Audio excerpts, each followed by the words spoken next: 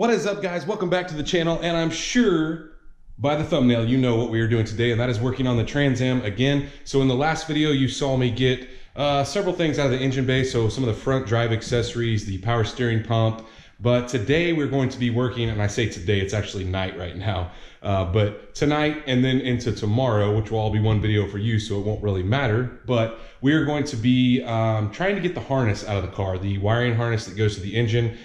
So in order to do that, we're going to have to take the wheels off. Now, I do not have a jack, a rolling jack that goes in the center of my lift. I wish I did. That would come in really handy. So what we're going to do is I'm going to let it down and just lift the front up, take the wheels off, and then I'm going to take the inner fender liners out. Sorry, I can't talk tonight. But once we do that, we can go ahead and put the wheels back on. So before I let it down, I'm going to take, there's just a little piece here. See if I can get underneath here, but that guy there. And then there's a couple 10 millimeters on the front side that you need to take out. And it's just easier to take it out now while I've got it up in the air. And then, like I said, I'm going to let it down and we'll be able to take the wheel off and then get the inner fender liner out. I really don't have to take it out on this side, but I'm going to go ahead just in case I run into something else I want to take off. It's the other side that I'm really needing out in order to get the harness out of the way. So let's get these bolts out and then we will drop it down, get the wheels off, and get those liners out.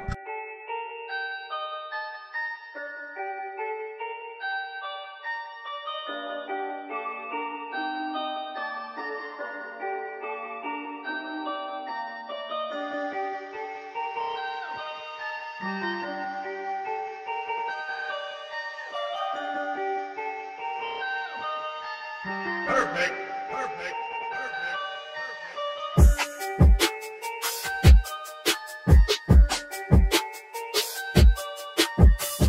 Now, once we get those bolts out on the front and the back, you can kind of see what I did. I put my jack under there and just let the lift down to lift the wheels off the ground.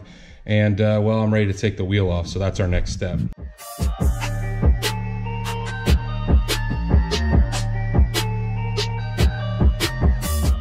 Now, once the wheel's off, you'll be able to see what I'm talking about. There's several 7 millimeters. There's one here, one down here.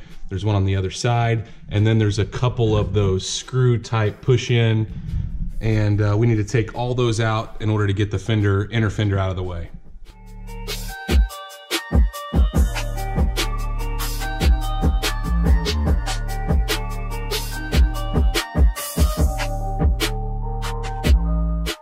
Originally stated that I really didn't need to take this side off, but actually I do, because I'm going to be taking my sway bar mounts off, which you can see here. And the reason I'm going to do that is I'm going to clean those up and reshoot them with some black paint. And I might take the cruise control box off. It just depends on how much wiring I want to get out of the way. Like I said, I am going to paint up there, but for now I'm going to go ahead and put the wheel back on, and then I'm going to go to the other side, and we're going to not only remove that inner fender, but we're also going to unplug all the connections up above, which is part of the reason we're doing this.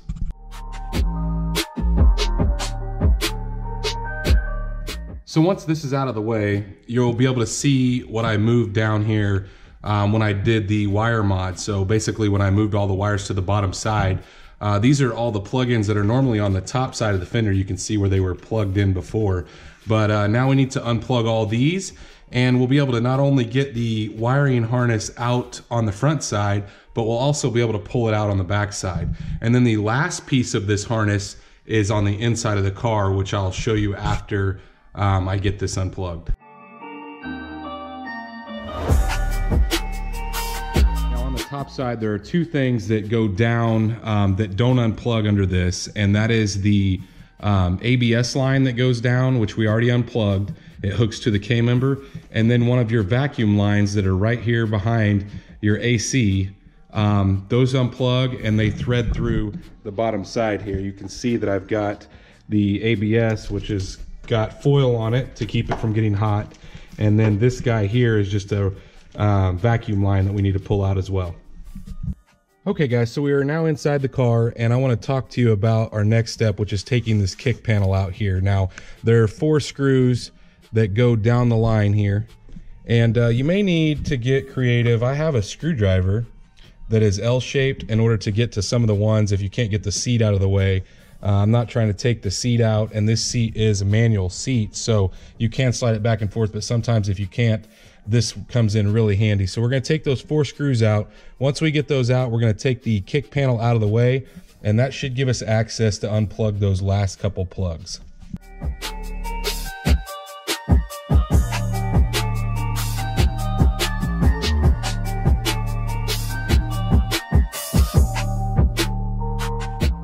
Now the only 2 plugs that you need to unplug in order to get the harness completely out are these 2 here. You don't have to mess with anything else, and there's really no other plugs down here. There's a green one back behind, but you don't need to mess with that. So unplug these 2, and then we will be able to pull the harness completely out of the vehicle. So with that unplugged, you should just be able to pull this out. Like I said, there's only those 2 plugs, that's all there is.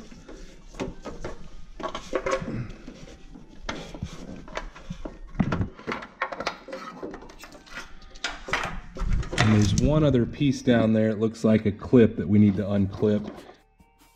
There was actually 2 clips, guys. There was one, sorry, I was trying to figure out how to get it off of there. It just pushes on down there at the bottom, and then there's one more clip up here that we had to undo, but now the harness is completely free.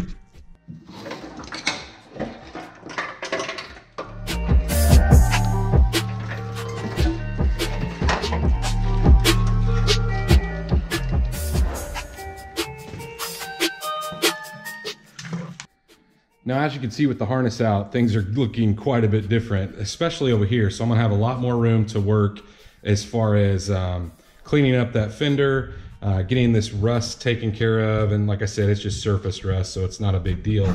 But I think I'm gonna go ahead and start possibly taking the front bumper off. And I'm not real sure, but might end up taking the front bumper off because I have a couple other things planned behind the front bumper. And I don't know how much more of the wiring I'm going to take out. Like I said, I think I can push most of this out of the way in order to do what I need to do. On the other side, I'm pretty sure I can do the same. May take a couple little odds and ends pieces, but the brake lines will be able to push over, as well as the fuel line, you know, like when we unhooked it. So should be able to push that over. Not really going to mess much with the firewall. You can't even see the firewall when this is all together. You can kind of see maybe the very top if you're looking straight under, but really not a necessity to paint any of that. So, and it looks pretty good, but I will clean it. I'm going to clean all that stuff, but I think our next step is to possibly start lift this thing back up and maybe mess with taking the front bumper off. So I lifted it back up, and in order to take the bumper off, we're going to start here with these 10 millimeters. There's several of them along the bottom here, one right here, and same thing here and along the other side. So we're going to take all of those off. That'll be our first step.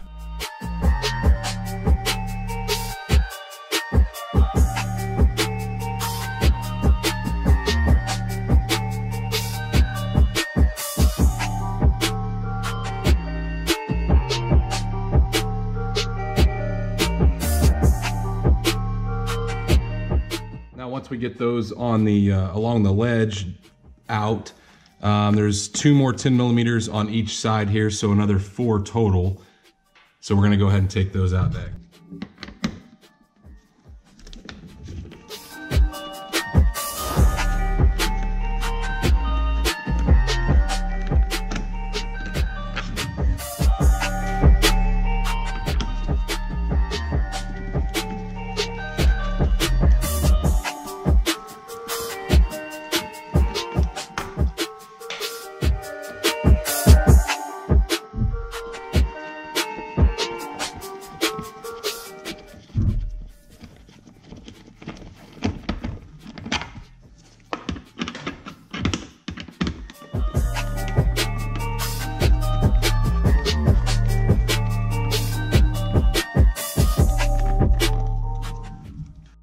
Once we get those 4 out, now we have 5 left here in the center, and then we'll be able to pull this plastic down and out of the way.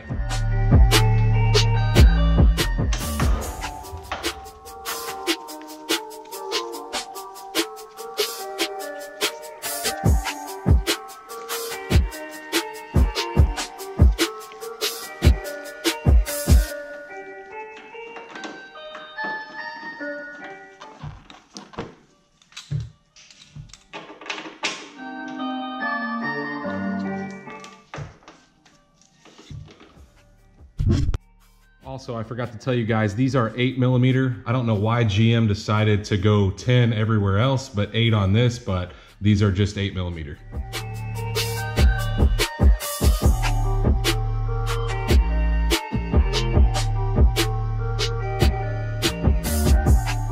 Now, I wanted to show you guys, there is a clip that clips onto the, basically the frame there on the inside, or the subframe.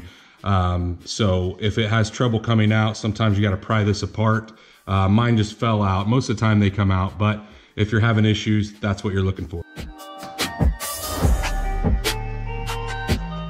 Now, once those pieces are out of the way, the next thing I'm going to take out are these little push pins. There's 3 of them. Now, I will say I have one of these tools, and they're great for pulling these out because you can kind of get around them and then pull them straight down. So I'll list this in the description down below. These are excellent to have to pull these out.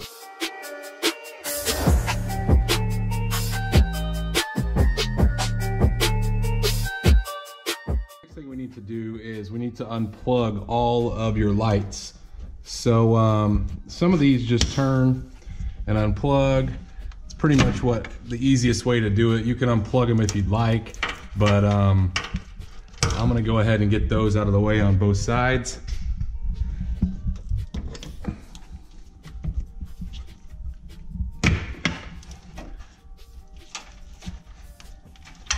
And then right above this light here and the one on the other side, there are 10mm bolts or nuts, and you're gonna need to take those out next.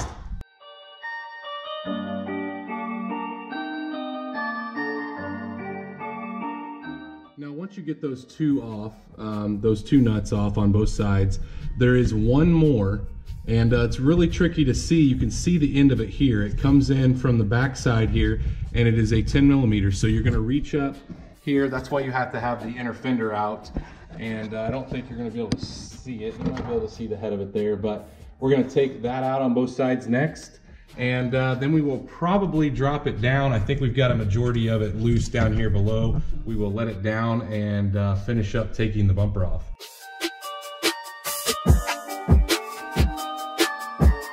A couple more things I want to take off while I'm down here, and that is the cruise control box. 7mm here, 2 10s on the top side. And then once you get that off, we are going to unplug it. There's a plug here, and then your line that ran up to the throttle body, there's just a keeper right here that you need to undo. So we're gonna get that out of the way, and then we're going to take the sway bar bracket off and on both sides, and I'm gonna take those off and sandblast those, probably clean those up.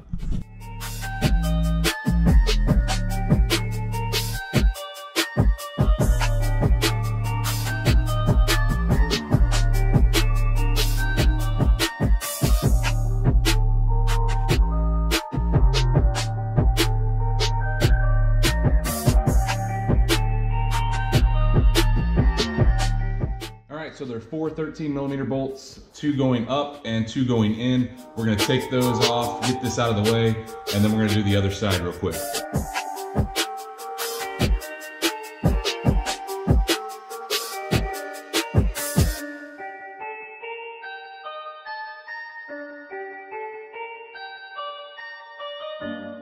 Well guys, I think we're about ready to set it down. Actually, I think we are ready to set it down and go ahead and get the front bumper off. We have just about got everything possible off the bottom side other than the K-member, which, spoiler alert, it is coming out too. So before I do that, I want to still be able to roll it around, so that'll be the very last thing I take out.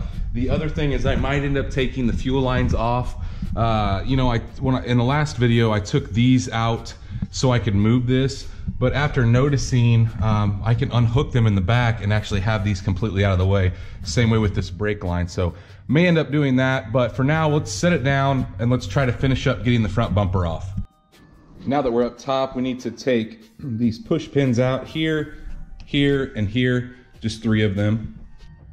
So unfortunately, we have the battery unhooked and all the wiring. So the only way to get the headlights up to get the bumper out of the way is the manual method. So if you look down here, there is one of these rubber boots generally covering it, and you see what looks like a gear. Now that has a 6mm spot in the center.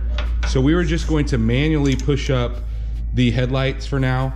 And the reason they have this is for winter time. Obviously you don't want these to freeze and burn out the motors trying to open when they're frozen shut. So that's kind of the purpose of this, is to keep them open during the winter months. That way, like I said, you're not freezing them up and burning out motors.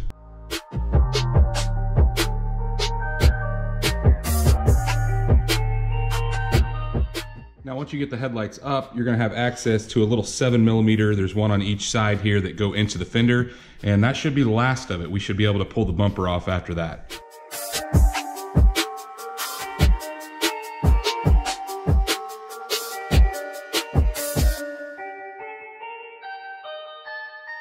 So once you get the front bumper off, we need to remove these crash foam. I'm gonna take, there's a couple ways you could take it off. You could take the whole bumper guard, which is red and it's behind this. It's just a little easier to reach when you get this out of the way. So all you're having to do is pull out these clips. There's one here, here, here, here, and there. Once you get those clips out of the way, you should be able to get the foam out, and then it makes it a little easier to take the crash bar out behind it. Now, as you can see, once we pulled those clips out, it comes right out of the way. The next thing I'm going to do is I'm gonna go ahead and unbolt the fog lights, just two 10mm on both fog light, and then I'll unplug them. That just pulls off. Same thing over here. And like I said, once we get them out, we'll unplug them.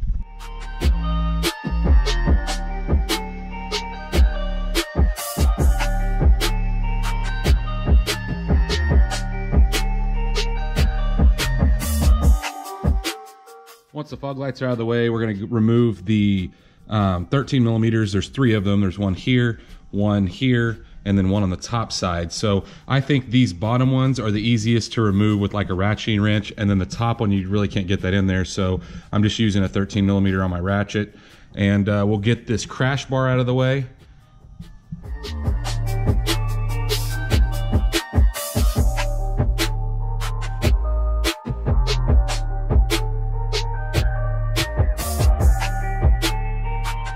The next thing I'm going to take out is the windshield washer fluid, the holding tank essentially. Unplug it here. I'm going to leave this one until last just because it does have fluid in it. I don't want it all rushing out.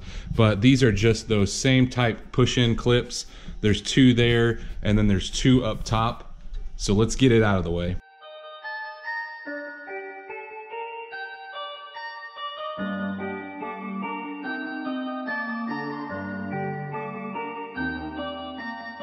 I went ahead and unplugged the horn and the headlights, and we're going to be able to route this wire inward so we can get it out of the way of where the battery tray was.